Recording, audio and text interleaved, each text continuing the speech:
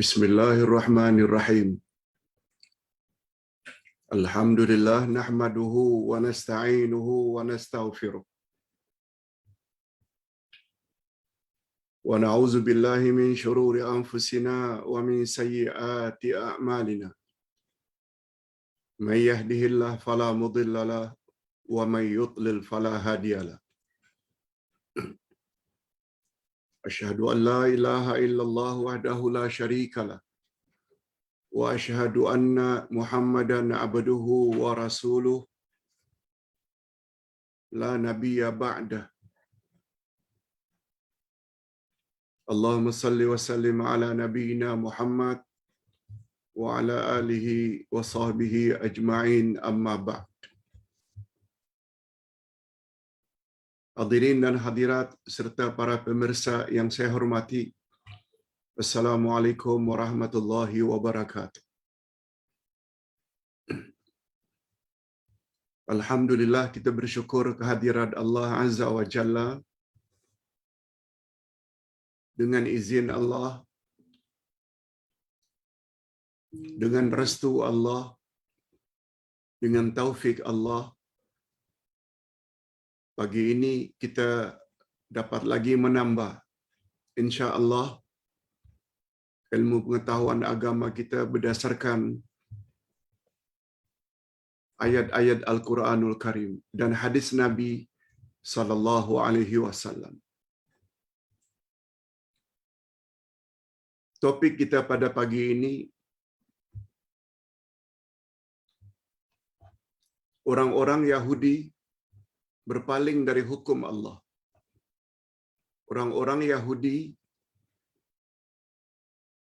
berpaling atau menolak hukum Allah.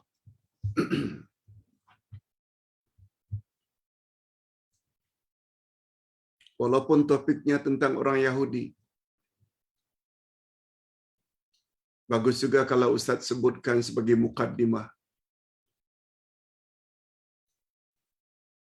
Pengajaran yang dapat diambil dari kisah ini,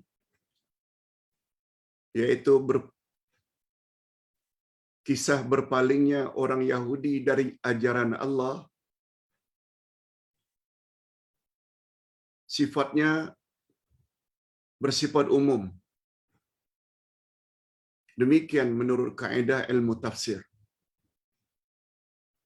Ilmu tafsir menyebut al-ibrah bi umumil alfaz la bi khususil asbab. Segala pengajaran dalam Al-Quran adalah seumum lafaznya. Ia bukan khas untuk orang-orang yang karenanya ayat itu diturunkan. Seperti baru-baru ini kita menceritakan tentang kisah Nabi Ibrahim dengan Ismail dan Siti Hajar. Lalu Allah ceritakan kisah tersebut dalam Al-Quran. Kisah tersebut sifatnya umum, bukan hanya untuk Ibrahim, Hajar dan Ismail. Pengajarannya untuk semua, termasuk kita. Jadi dalam hal ini, ayat 20 hingga 25 Ali Imran menyebut kisah berpalingnya orang-orang Yahudi dari ajaran Allah. Bukan hanya untuk mereka. Kalau orang Yahudi berpaling dari ajaran Nabi Musa dan Taurat yang diturunkan kepada Musa, sambil mengatakan sami'na wa asaina, kami dengar, hai Musa, dan kami tolak.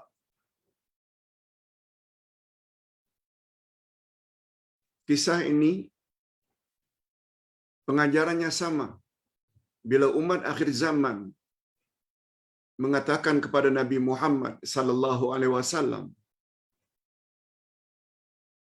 sami'na wa asaina. Jika ada umat Muhammad yang bersikap seperti sikap Yahudi dengan Al-Quran yang diturunkan kepada Nabi Muhammad, dengan sunnah Nabi menjelaskan ayat-ayat Quran, mereka juga dapat digolongkan telah berpaling dari ajaran Allah. Okey. Dengan mukaddimah tersebut, faham-fahamlah kita. Bila Allah sampai murka kepada Yahudi, karena mereka menolak ajaran Rasul akhir zaman yang mereka nanti-nanti, yang mereka tunggu-tunggu. Akhirnya mereka mendapat murka Allah di dunia dan mereka dijanjikan azab di akhirat nanti. Kita umat Nabi Muhammad sallallahu alaihi wasallam jangan bersikap demikian. Sebab dengan bersikap demikian kita na'udzubillah juga layak mendapat murka Allah. Juga layak mendapat siksaan Allah di dunia dan di akhirat. Okey, kita terus saja kepada tafsiran ayat.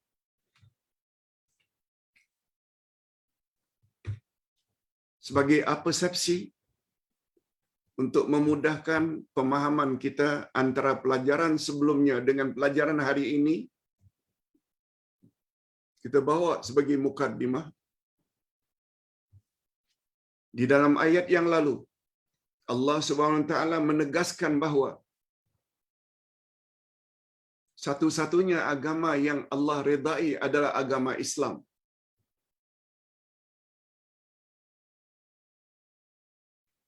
Untuk pengetahuan, semua agama yang diturunkan oleh Allah ke muka bumi, yang dibawa oleh para rasul, semuanya agama Islam pada asalnya. Islam dengan makna berserah diri kepada Allah Subhanahu wa taala. Hanya saja dalam ilmu akidah dijelaskan antara keislaman agama yang dibawa oleh satu rasul berakhir dengan rasulnya, dengan diturunkan rasul berikutnya. Bila datang lagi rasul berikutnya, mansukh, cancel, batal ajaran Islam yang dibawa oleh rasul sebelumnya, perlu ikut rasul seterusnya. Agama yang dibawa oleh Nabi Musa pada asalnya juga Islam, cuma diberi nama Yahudi atas sebab-sebab tertentu. Datang Nabi Isa, dirubah menjadi Nasrani, dan istilah itu juga datang daripada Allah.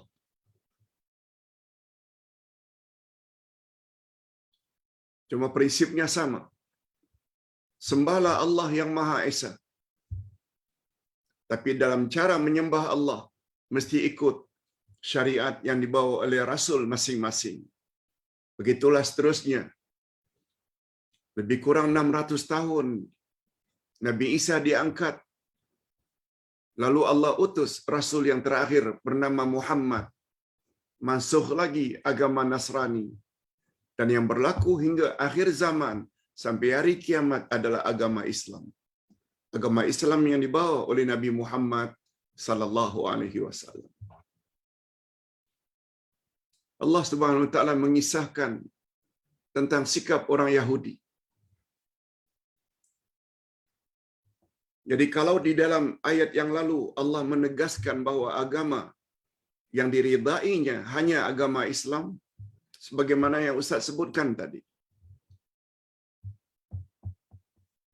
Jadi pada zaman Nabi Muhammad diutus, mansukhlah, terbatallah, berakhirlah agama-agama Islam sebelumnya, apakah itu Yahudi atau Nasrani.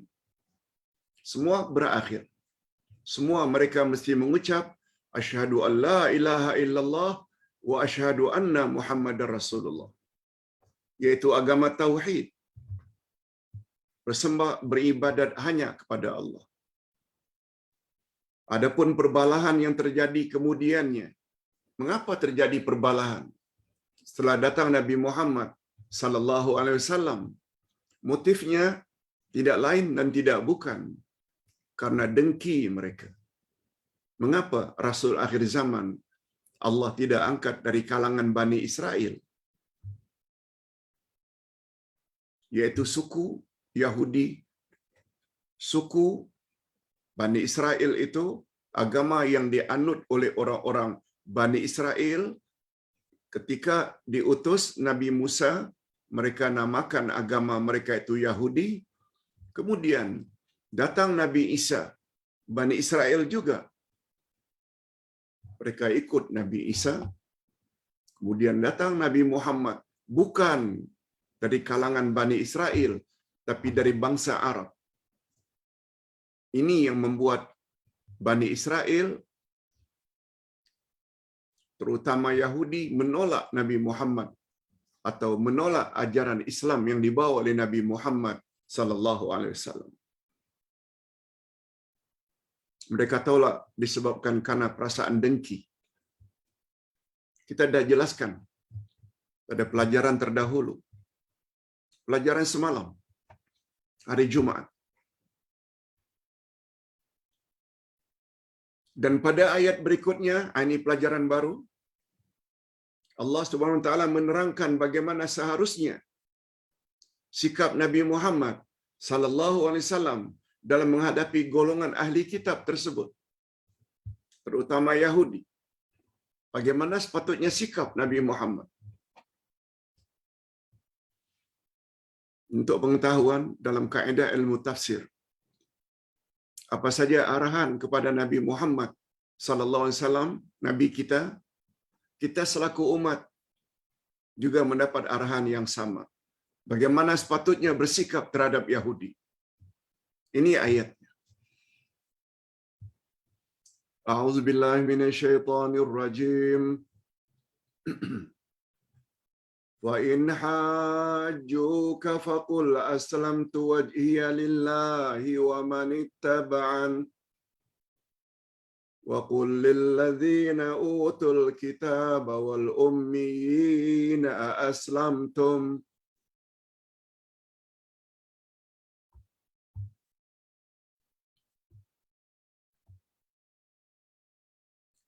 Kemudian jika mereka mendebat kamu tentang kebenaran Islam, lalu diperdebat, mereka coba mempertikaikan. Jika itu terjadi, mereka pertikaikan kebenaran yang engkau bawa, wahai Muhammad, maka katakanlah olehmu, hai Muhammad, kepada mereka, aku menyerahkan diriku kepada Allah. Dan demikian pula orang-orang yang mengikutiku, yaitu orang-orang yang beriman padaku. Allah suruh. Nabi Muhammad jawab macam itu saja. Jika mereka coba memperdebatkan kebenaran ajaran yang engkau bawa, hai Muhammad, yaitu ajaran Islam yang berpandukan Quran, katakan saja sebagai jawaban, aku berserah diri kepada Allah. Demikian juga sikap pengikut-pengikutku, orang yang beriman padaku. Allah suruh Nabi jawab macam itu. Dan katakanlah kepada orang-orang yang telah diberi Alkitab, yakni orang yang telah diberi Alkitab, di sini maksudnya Yahudi. Dan kepada orang-orang yang ummi, orang yang buta huruf, apakah kamu mau masuk Islam?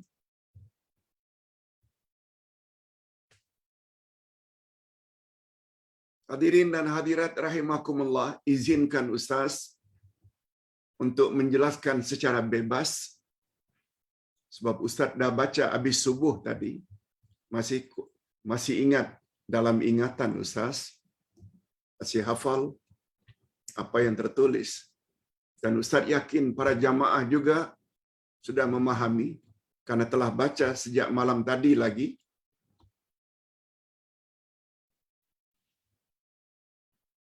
Allah Subhanahu wa taala suruh Nabi Muhammad sallallahu alaihi wasallam, kalau ada orang yang coba memperdebatkan,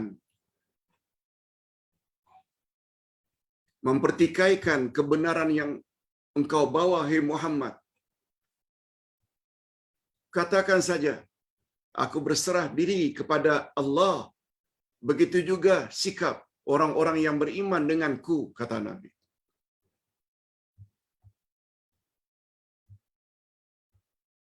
Dan katakan juga, hai Muhammad, kepada orang-orang yang didatangkan kitab dan orang-orang yang buta huruf.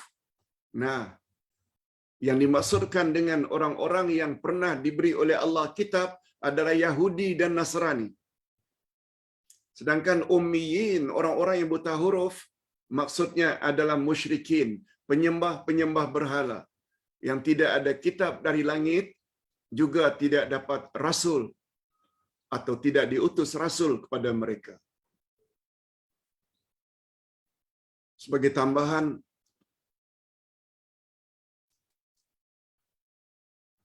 Ustaz ulang sekali lagi bahawa orang kafir terbagi dua. Pertama, kafir ahli kitab. Mereka adalah Yahudi dan Nasrani. Yahudi ada Taurat, Nasrani ada Injil. Kafir jenis yang kedua, musyrikin, penyembah berhala. Mereka tidak ada rasul dan mereka juga tidak ada kitab dari langit. Tentang dua kafir ini disebut oleh Allah pada ayat 1 dari surat Al-Bayyinah. Allah berfirman, lam yakunil ladzina kafaru min ahlil kitabi wal musyrikina munfakkina hatta ta'tiyahumul bayyinah. Orang-orang kafir mengatakan, sama ada mereka ahli kitab dan musyrikin, kami tidak akan beriman sehingga Allah turun penjelasan atau bukti bayyinah. Rasulun minallahi yatlu suhufan mutahhara. Bukti itu adalah rasul dan kitab yang suci. Maksudnya rasul itu adalah Nabi Muhammad, kitab itu yaitu Al-Quran. Pengajaran yang dapat diambil dari ayat pertama bahwa kafir itu ada dua jenis. Pertama, kafir ahli kitab. Yang kedua, kafir musyrikin.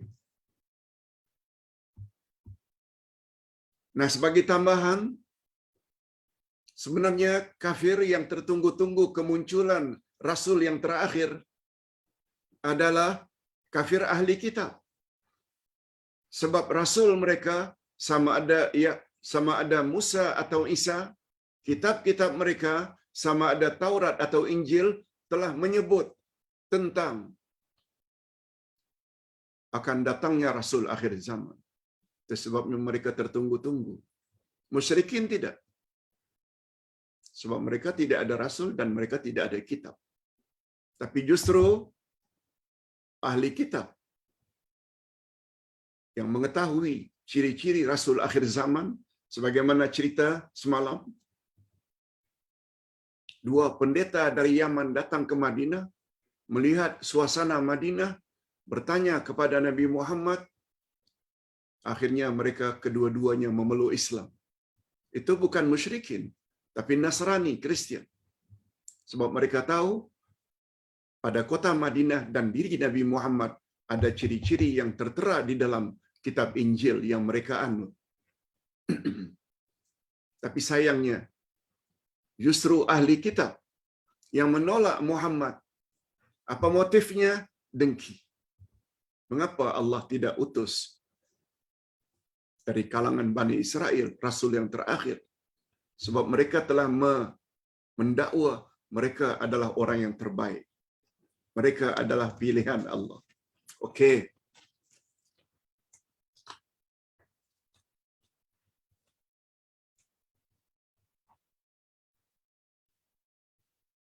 Setelah Nabi Muhammad sallallahu alaihi wasallam menjawab, aku hanya berserah kepada Allah. Begitu juga orang-orang beriman padaku. Nabi tidak layan apa yang mereka pertikaikan. Kemudian Nabi Muhammad sallallahu alaihi wasallam bertanya, "Aslamtum? Mau tak kamu memeluk agama Islam?"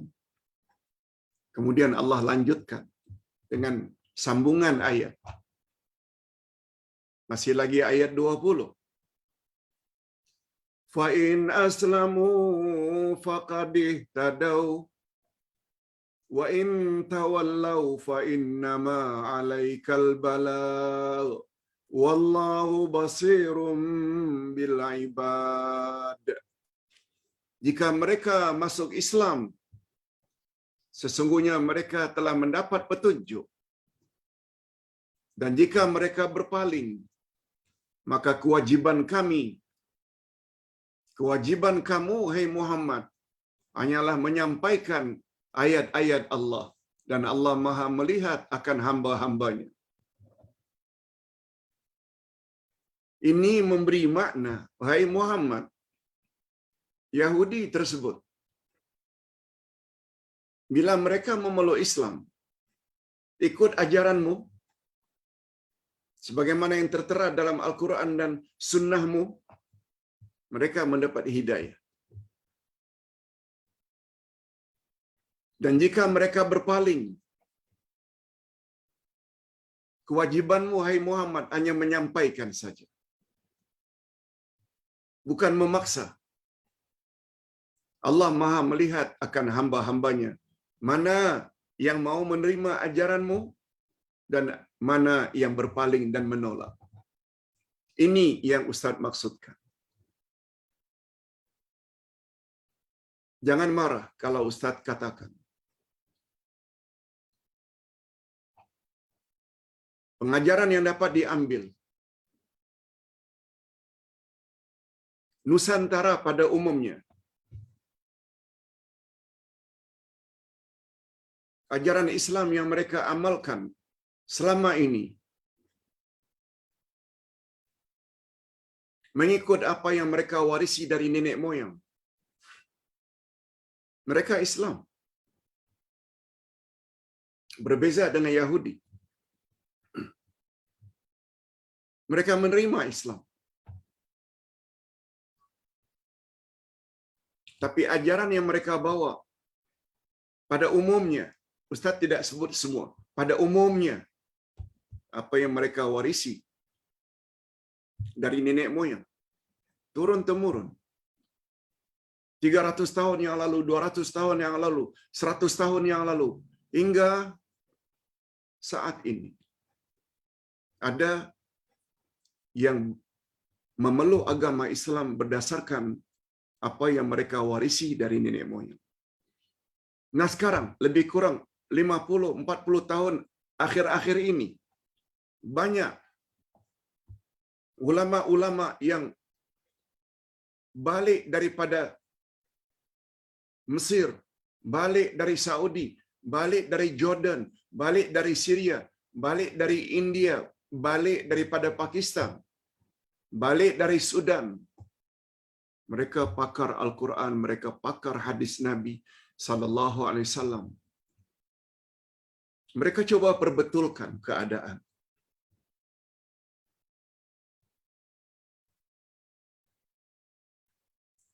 Ajaran masyarakat ada yang bercampur dengan syirik, khurafat, bid'ah sana, bid'ah sini yang tidak ada contoh dari Nabi sallallahu alaihi wasallam. Lalu ustaz-ustaz yang tahu Quran dan Sunnah coba sampaikan. Bila mereka terima apa yang Al-Quran cakap, yang bercanggah dengan apa yang mereka warisi dari nenek moyang. Apabila mereka terima cara ibadat sebagaimana yang tertera di dalam hadis, mereka mendapat petunjuk.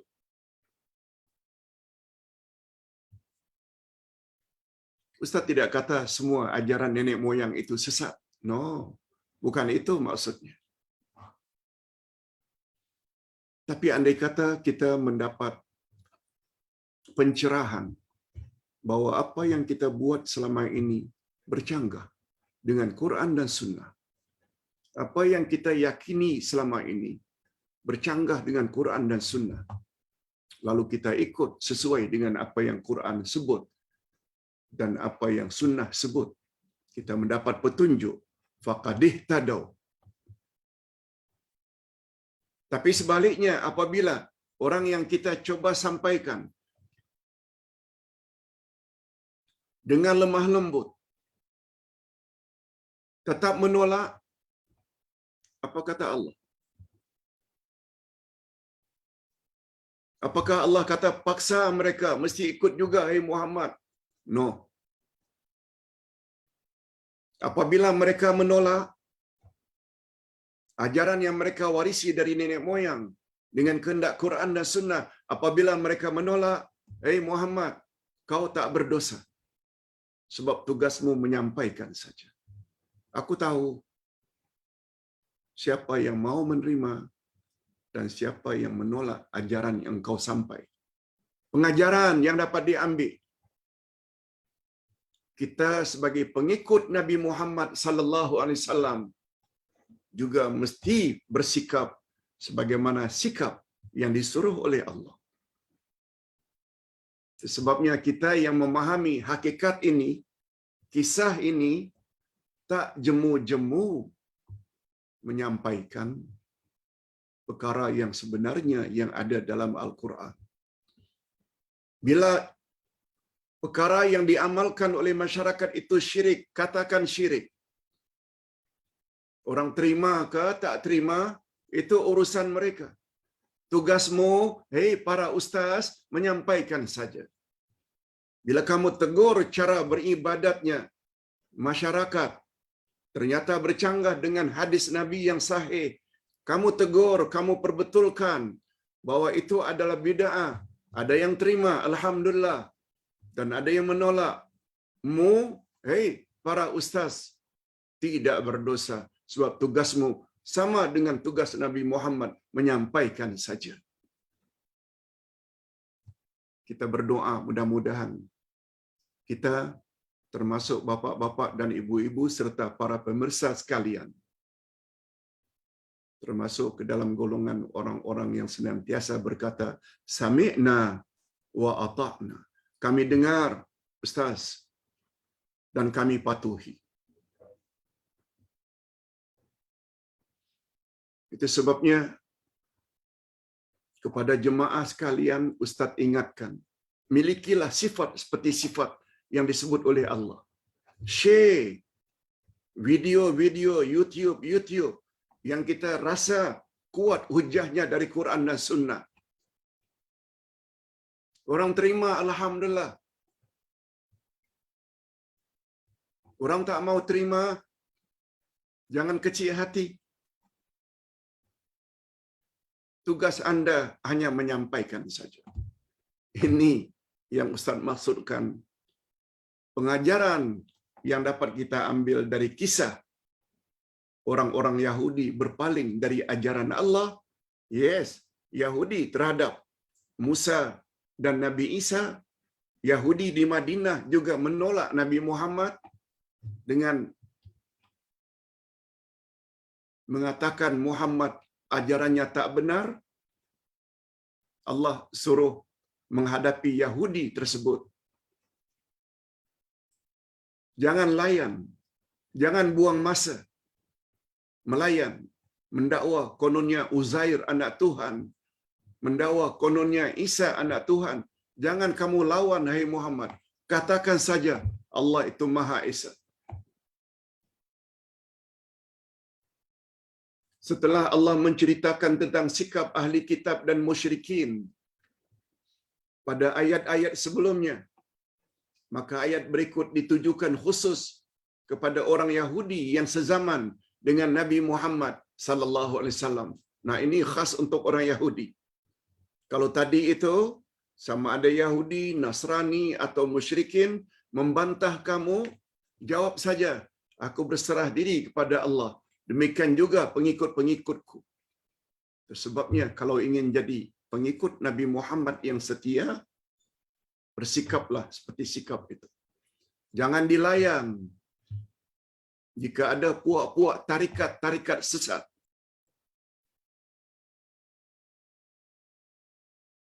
Termasuk ajaran martabat 7. Tak usah dilayan.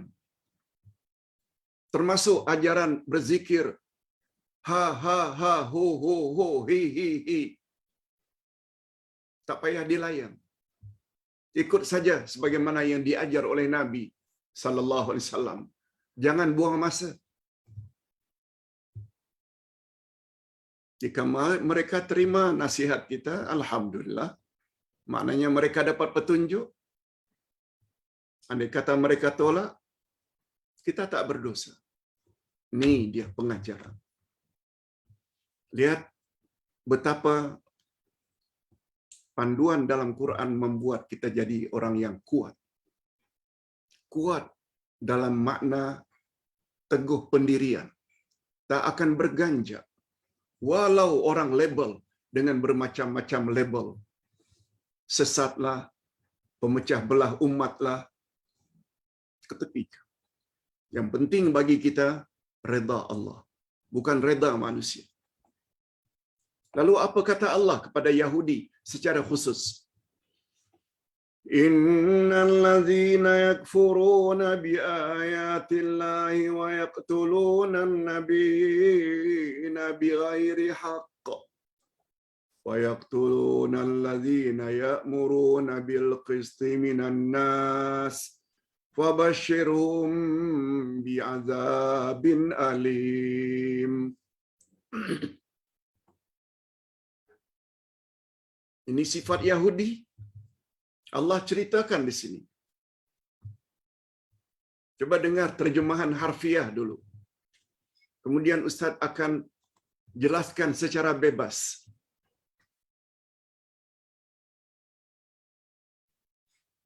Sesungguhnya orang-orang yang kafir kepada ayat-ayat Allah dan membunuh para nabi yang memang tidak dibenarkan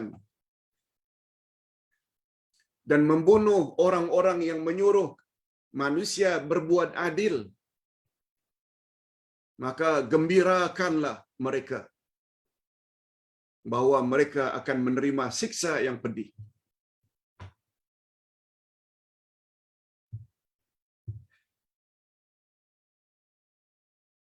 Bagus juga kita baca sedikit satu riwayat bahwa Abi Ubadah bin Jarrah bertanya kepada Nabi sallallahu alaihi wasallam. Apa kata Abu Jarrah? Ya Rasulullah, manusia jenis manakah yang paling berat siksaannya pada hari kiamat nanti? Siapakah manusia yang paling berat siksaan di akhirat nanti? Coba dengar jawaban Nabi. Baginda menjawab, manusia yang paling berat mendapat siksaan di akhirat nanti adalah orang yang membunuh Nabi. Orang yang membunuh, orang yang menyuruh melakukan perkara mungkar.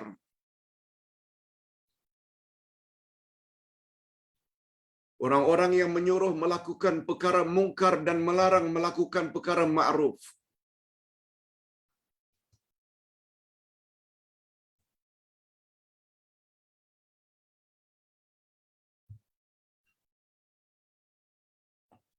Hadirin dan hadirat,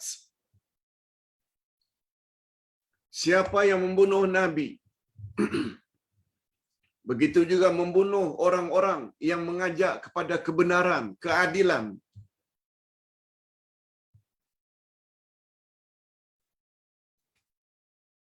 lalu mereka dibunuh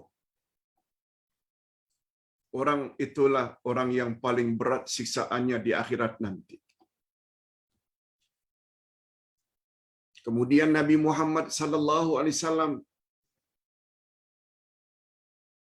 lalu membaca ayat di atas. Ini ayat di atas. Sesungguhnya orang-orang kafir ingkar terhadap ayat-ayat Allah dan mereka membunuh nabi-nabi tanpa dibenarkan.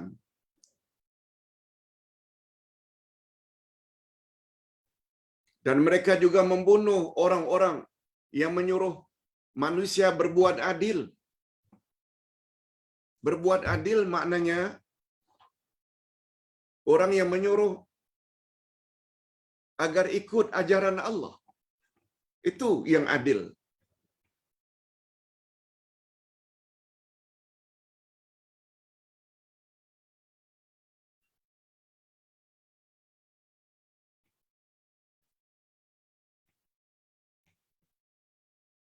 Lalu mereka dibunuh.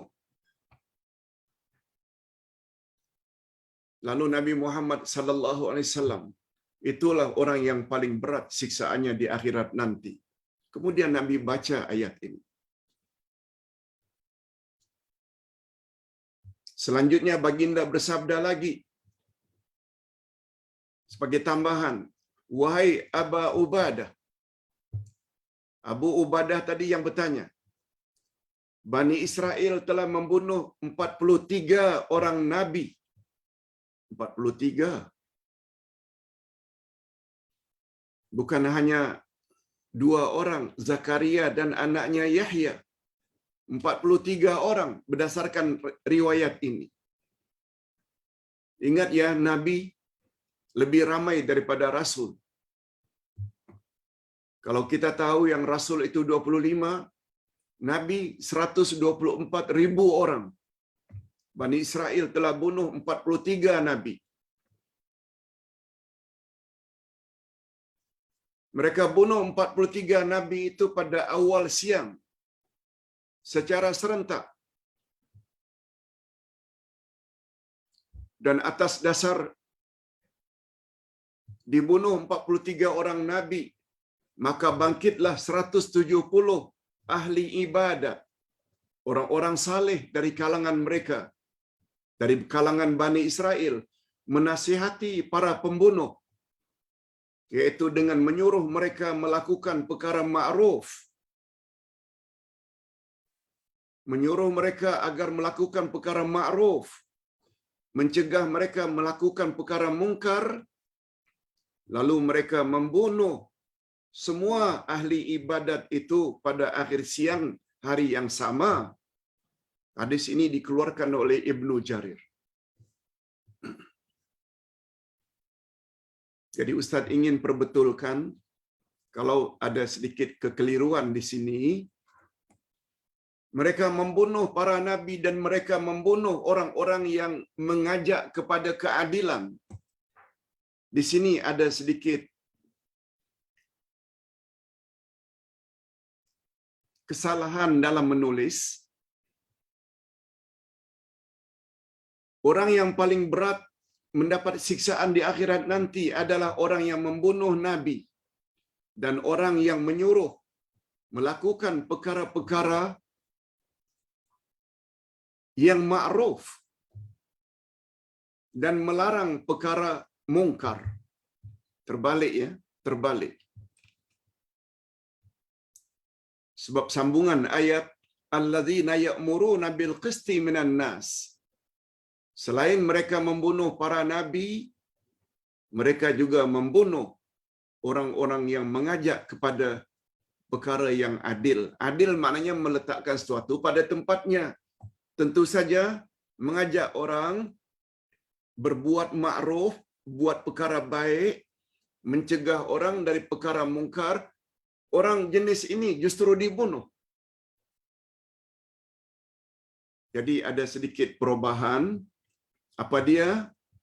Jawab Nabi, orang yang paling berat siksaannya di akhirat nanti adalah orang yang membunuh para nabi padahal membunuh nabi itu sangat dilarang, dan mereka juga membunuh orang-orang yang melakukan perkara-perkara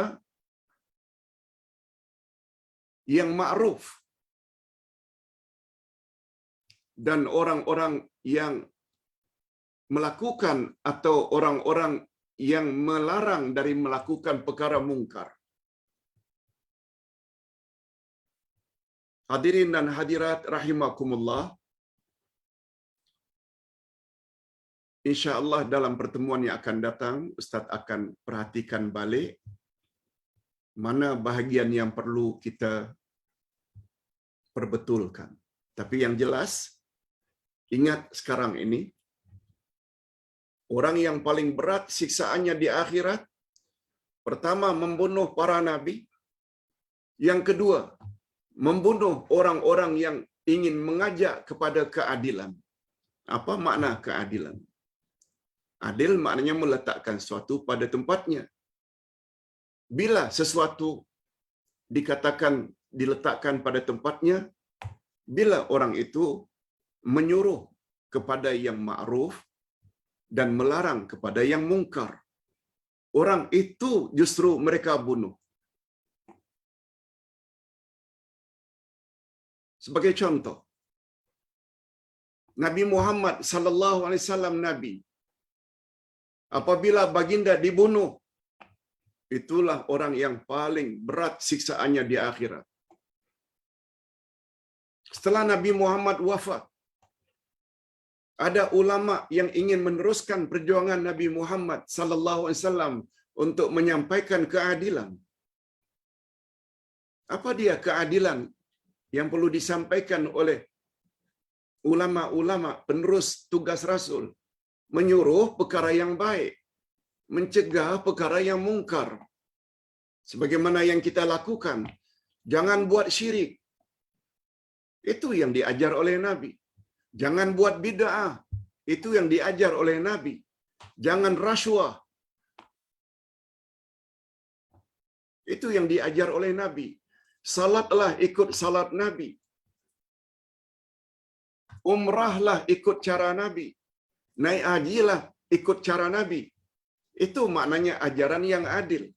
Karena meletakkan sesuatu pada tempatnya.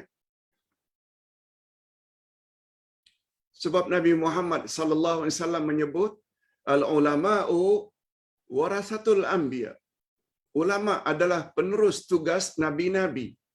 Itu namanya adil.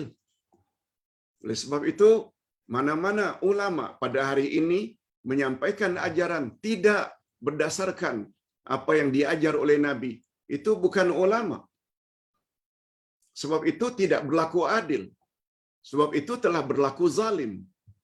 Nah sekarang, bukan saja Nabi mau dibunuh, orang yang meneruskan ajaran Nabi dengan adil, sebagaimana yang Nabi suruh, pun dibunuh. Orang tersebutlah orang yang paling berat siksaannya nanti di akhirat. Oleh sebab itu, ada beberapa ayat tadi yang kita agak ragu-ragu. Nanti Ustaz akan perbetulkan insya-Allah pada hari Isnin akan datang pelajaran tafsir. Biar Ustaz rujuk dulu dari buku yang Ustaz ambil, iaitu Tafsir Al-Maraghi. Jadi bukan sekarang. Ingat masa yang sangat terbatas. Oleh sebab itu, ayat di atas menggambarkan. Lihat muka surat sebelah. Ayat di atas menggambarkan betapa jahatnya sikap ahli kitab. Ahli kitab di sini maksudnya Yahudi. Sanggup membunuh para nabi. Seperti Nabi Zakaria dan anaknya Nabi Yahya. Dan juga membunuh para ulama mereka yang ikhlas.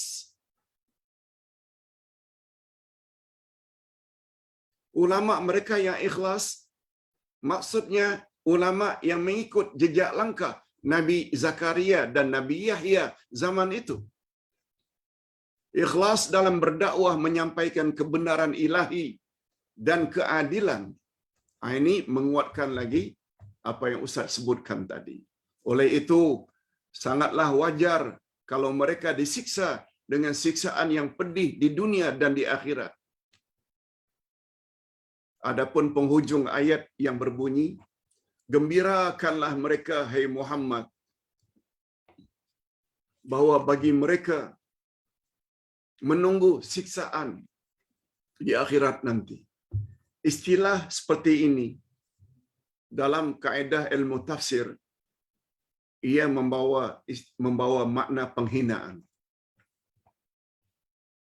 Sepatutnya katakanlah kepada mereka, takutlah kamu. Siksa menunggu kamu di akhirat nanti. Sepatutnya takutlah kamu. Tapi Nabi Muhammad disuruh oleh Allah sampaikan berita gembira pada mereka bahwa mereka akan disiksa dengan siksaan yang berat di akhirat nanti. Yes. Bukan saja menunggu siksaan di akhirat, malah segala amal saleh, amal baik yang mereka lakukan di atas muka bumi musnah, tidak ada nilai di sisi Allah.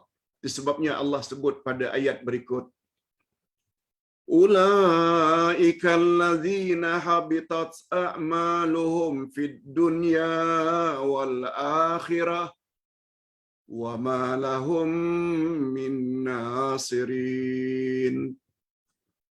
Mereka itulah orang-orang yang lenyap pahala amal-amalnya di dunia dan di akhirat. Dan mereka sekali-kali tidak memperoleh penolong. Hancur amal mereka. Apalagi kita sama-sama tahu Yahudi mendakwa Tuhan mereka ada anak namanya Uzair. Bukankah itu syirik? Dan semua kita tahu syirik dapat menghancurkan segala amal saleh. Sebagaimana firman Allah, la in asyrakta la yahbatanna amaluk. Bila kamu terlibat dengan syirik, hancur musnah segala amalan kamu. Ini yang akan dialami oleh orang-orang Yahudi atau orang-orang yang sezaman dengannya, atau orang-orang yang sama sikapnya seperti mereka, walaupun mereka orang Islam. Syirik buat juga, bid'ah buat juga. Akhirnya amal mereka ditolak oleh Allah Azza wa Jalla. Sebabnya Ustaz cukup tertarik. Salah satu posting yang disampaikan oleh jamaah, kata-kata Syekh Saleh Al-Utsaimin rahimahullah, salah seorang ulama besar dari Arab Saudi. Apa kata beliau?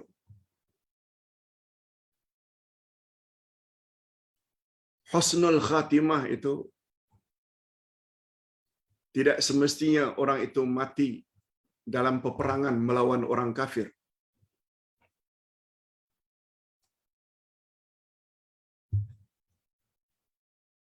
Khulafaur Rasyidin, terutama Abu Bakar, mati di rumah, mati di atas tilam. Tapi orang nomor satu dijamin masuk syurga. Khalid ibn Walid, walaupun belasan kali menjadi pemimpin panglima perang, tapi beliau meninggal dunia di rumah, di atas katil.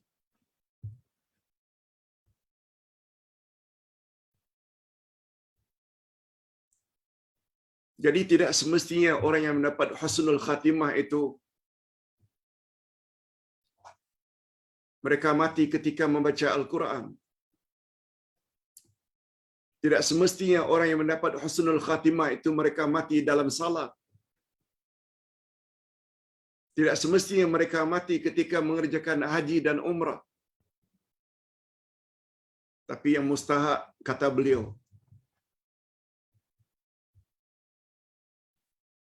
kita mati sedangkan kita jauh daripada syirik. Kita mati jauh daripada bid'ah. Kita mati jauh daripada menganiaya orang lain. Kita mati kita dalam usaha memperbetulkan akidah dan ibadat kita kepada Allah dengan menghadirkan diri ke dalam majlis ilmu. Karena tujuan kita hendak memperbaiki akidah kita, ibadat kita, akhlak kita berpandukan Al-Quran dan Sunnah. Lalu kita mati dalam usaha tersebut. Itu namanya mati husnul khatimah. Tak semestinya mati itu dalam salat. Tak semestinya mati itu ketika naik haji, umrah. Ketika membaca Al-Quran. Tak semestinya. Husnul khatimah dengan maksud pastikan ketika kita mati, kita tidak ada buat syirik. Jauh, sejauh-jauhnya. Tak mau buat perkara bid'ah. Baik dengan semua orang. Tak mau bermusuh-musuhan.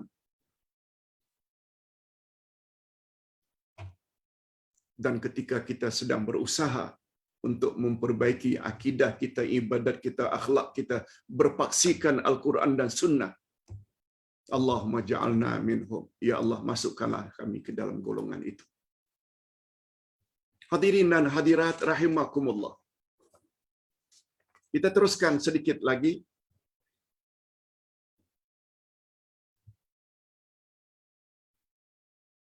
Allah Subhanahu wa taala berfirman, Alam tara ila alladhina utu nasiban minal kitabi yud'auna ila kitabillah liyahkuma bainahum thumma yatawalla fariqum minhum wa hum mu'ridun. Tidakkah kamu memperhatikan orang-orang yang telah diberi bahagian, yaitu Alkitab, maksudnya Yahudi. Sebab topik kita sedang memperkatakan tentang Yahudi yang berpaling dari ajaran Allah. Kepada Nabi dikatakan oleh Allah, tidakkah kamu memperhatikan orang-orang yang telah diberi kitab Taurat? Mereka diseru kepada Allah supaya kitab itu menetapkan hukum di antara mereka. Maksudnya, supaya mereka itu berpandukan kitab Taurat yang original. Kemudian sebahagian dari mereka berpaling dan mereka selalu membelakangi kebenaran. Itu sikap Yahudi. Sebenarnya hadirin dan hadirat, itu adalah sindiran.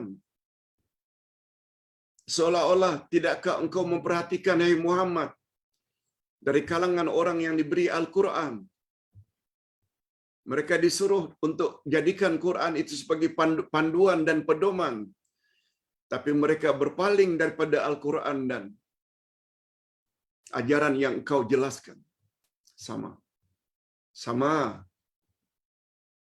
Kalau orang Yahudi memperlakukan demikian terhadap Musa dan terhadap Taurat yang sebenarnya sepatutnya dijadikan panduan dan pedoman, Taurat juga menyebut akhir zaman akan muncul Rasul terakhir. Terimalah Rasul tersebut. Mereka tolak. Tidak mustahil orang yang telah didatangkan Al-Quran bersikap seperti sikap Yahudi. Sami'na wa asaina. Bila disampaikan, ini Quran yang cakap. Ini hadis Nabi Muhammad yang cakap. Tolak. Ini yang kita sebutkan 2 hari yang lalu. Islam mula-mula muncul dianggap ganjil dan aneh. Pada akhir zaman, Islam juga akan dianggap ganjil dan aneh. Pelik. Beruntunglah orang yang dianggap ganjil tersebut. Ketika Nabi ditanya, siapa mereka ya Rasulullah? Dianggap ganjil tapi beruntung. Jawab Nabi, mereka adalah orang terus berpegang kepada kebenaran walaupun di persekitarannya di antara mereka banyak yang melakukan perkara-perkara mungkar dan maksiat. Hadis lain pula mengatakan, jawab Nabi, mereka adalah orang-orang yang berpegang teguh pada sunnah Nabi walaupun di sekitarnya penuh dengan perkara-perkara bid'ah dan khurafat. Allahumma ja'alna minhum. Mudah-mudahan kita termasuk ke dalam golongan orang yang tetap berpegang kepada kebenaran. Walaupun dianggap oleh setengah-setengah orang kita ni pelik, ganjil. Inilah pelik dan ganjil yang beruntung.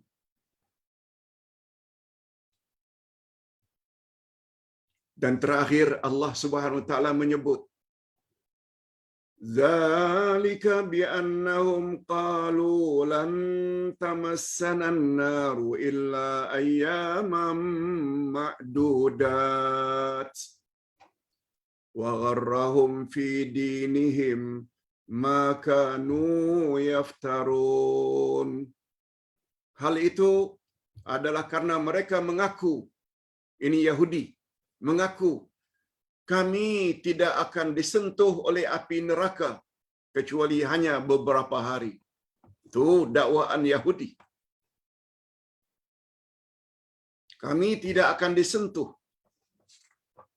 oleh api neraka kecuali hanya beberapa hari. Yang boleh dihitung. Mereka diperdayakan dalam agama mereka oleh apa yang selalu mereka ada-adakan. Hadirin dan hadirat, pengajaran yang dapat kita ambil, kita tak sepatutnya mendakwa kitalah yang akan selamat. Kita tak boleh mendakwa kita, bangsa kita, suku kita lah yang paling mulia.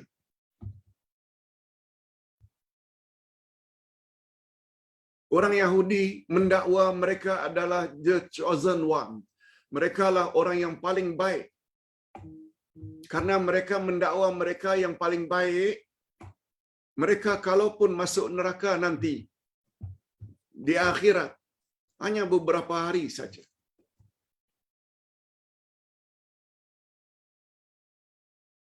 Lalu Allah Subhanahu wa taala bantah dakwaan tersebut. Apa kata Allah? Di dalam surat Al-Baqarah ayat 80. Ini namanya Quran ditafsirkan oleh Al-Quran. Yahudi mendakwa mereka adalah umat yang terbaik. Mereka tidak akan masuk neraka kecuali hanya beberapa hari. Allah Subhanahu wa taala ungkapkan bantahannya terhadap dakwaan tersebut. Ini dia. Lihat muka surat 144.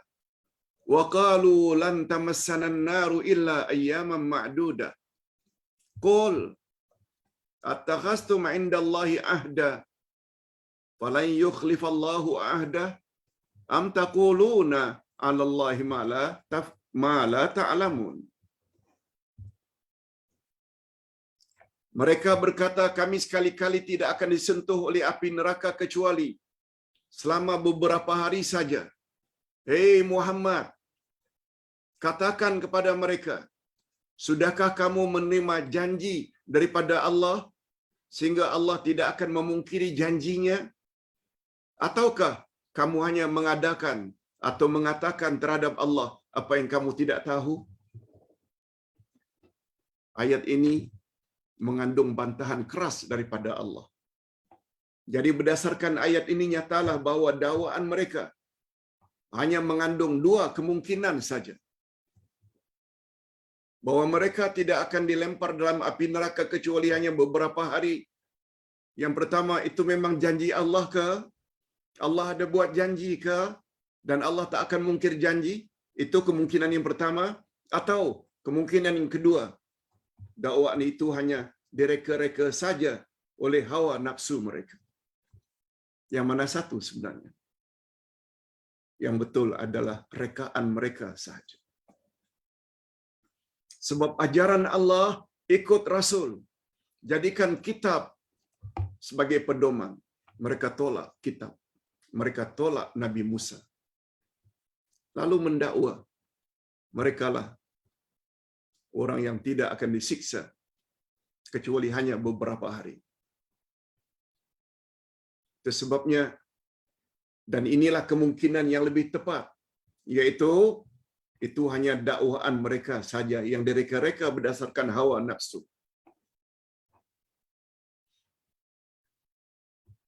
Sempena peristiwa ini Ustaz ingin nasihatkan. Mudah-mudahan tidak tersinggung.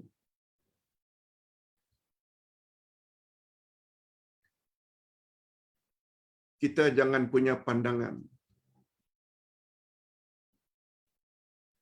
orang Melayu lebih mulia daripada selain Melayu. Apa dalilnya? Apa hujahnya? Melayu lebih mulia dari Cina? No. Melayu lebih mulia daripada India? Melayu lebih mulia dari mana-mana. Allah Subhanahu wa taala berfirman pada ayat 13 surat Al-Hujurat. Sekalian manusia, ya ayuhan nas, inna khalaqnakum min dzakarin wa untha. Sesungguhnya kami jadikan kamu, hai manusia, dari seorang lelaki dan seorang wanita. Wa ja'alnakum syu'uban wa qabaila lita'arafu. Kami jadikan kamu bersuku-suku, berbangsa-bangsa supaya kamu saling berkenalan. Inna akramakum indallahi atqakum. Sesungguhnya orang yang paling mulia di antara kamu adalah orang yang paling bertakwa. Tuh, ukuran kemuliaan terletak pada ketakwaan. Takwa dengan makna buat suruhan Allah, jauhi larangan Allah. Tak kira apa suku, apa bangsa. Oleh sebab itu, bila ada orang India yang lebih taat kepada Allah daripada orang Melayu, orang Cina lebih taat kepada Allah dari orang Melayu, mereka lebih mulia dari orang Melayu. Kemuliaan di sisi Allah bukan terletak pada suku bangsa. Coba lihat berapa mulianya Bilal bin Rabah orang Afrika berbanding dengan Abu Talib dan Abu Lahab, walaupun mereka uncle Rasul. Tak ada. Takwa. Takwa dengan makna buat suruhan Allah, jauhi larangan Allah. Dan bagi kita umat akhir zaman, pedoman utama orang yang bertakwa adalah Al-Quran. Lihat ayat 2 dari surat Al-Baqarah. Zalikal kitabu la raiba fi hudan lil muttaqin. Inilah kitab Quran, tidak ada keraguan sedikit pun di dalamnya. Pedoman bagi orang-orang yang bertakwa. Nah, Quran menceritakan itu. Jangan ikut-ikutan dakwaan Yahudi. Kononnya mereka lah orang-orang yang mulia di sisi Allah. Dan mereka tidak akan disiksa di akhirat kecuali hanya beberapa hari. Memang Allah janji macam itu ke? Atau hanya rekaan? Jawabnya rekaan. Nah, kiaskanlah orang Melayu. Jangan mendakwa kita ini lebih mulia di sisi Allah berbanding orang selain Melayu. Sikap itu sebenarnya telah ikut sikap Yahudi. Na'udzubillahi min dzalik. Minta maaf kalau Ustaz sebut perkara ini, sebab Ustaz juga orang Melayu. Melayu Riau. Jangan mendakwa mentang-mentang Melayu kita mulia di sisi Allah. Tidak. Dia sangat kuat ikatannya dengan ketakwaan kita kepada Allah. Nah, bahagian yang terakhir, ayat 25. Fakaifa idza jama'nahum liyaumin la raiba fihi wa wufiyat kullu nafsin ma kasabat wa hum la yuzlamun. Bagaimanakah nanti apabila mereka kami kumpulkan di hari kiamat yang tidak ada keraguan tentang adanya dan disempurnakan pada tiap-tiap diri balasan apa yang diusahakannya, sedangkan mereka tidak dianiaya sedikit pun. Di hari akhirat nanti baru kita tahu siapa yang layak masuk syurga, siapa yang layak masuk neraka. Mudah-mudahan kita semua karena berusaha senantiasa menyesuaikan akidah kita, ibadat kita, akhlak kita dengan Al-Quran dan Sunnah, kita termasuk ke dalam golongan yang layak memasuki syurga Allah. Hadirin dan hadirat, minta maaf kalau hari ini kita tiadakan pertanyaan, menjawab pertanyaan. Kita tunda esok insya-Allah. Kita akhiri dengan doa. Alhamdulillah Rabbil Alamin. Wassalatu wassalamu ala asyrafil anbiya'i wal mursalin. Wa ala alihi wa sahbihi ajma'in. Ya Allah, ya Tuhan kami, ampunkanlah dosa kami dan dosa kedua ibu bapa kami masing-masing. Dan cucurilah mereka rahmat-Mu, ya Allah, sebagaimana mereka telah didik kami sejak dari kecil. Ya Allah, berilah kami pasangan hidup dan zuriat keturunan yang menyedapkan pandangan mata dan hati kami. Dan jadikanlah kami pemimpin bagi orang-orang yang bertakwa. Ya Allah, ya Tuhan kami, pada hari ini kami telah belajar tentang sikap orang-orang Yahudi yang berpaling daripada ajaran-Mu, ya Allah. Oleh sebab itu, hindarkan kami daripada sifat yang dimiliki oleh Yahudi tersebut, yang senantiasa menentang saja ajaran yang dibawa oleh para rasul, termasuk ajaran yang dibawa oleh Nabi Muhammad sallallahu alaihi wasallam. Malah mereka mendakwa merekalah umat yang terbaik atau umat pilihan berdasarkan dakwaan dan rekaan semata-mata. Oleh sebab itu, ya Allah, hindarkan kami daripada sifat yang dimiliki oleh Yahudi. Sebab kami tahu kemuliaan sesuatu bangsa atau suku di sisi-Mu, ya Allah, hanya terletak kepada ketakwaan,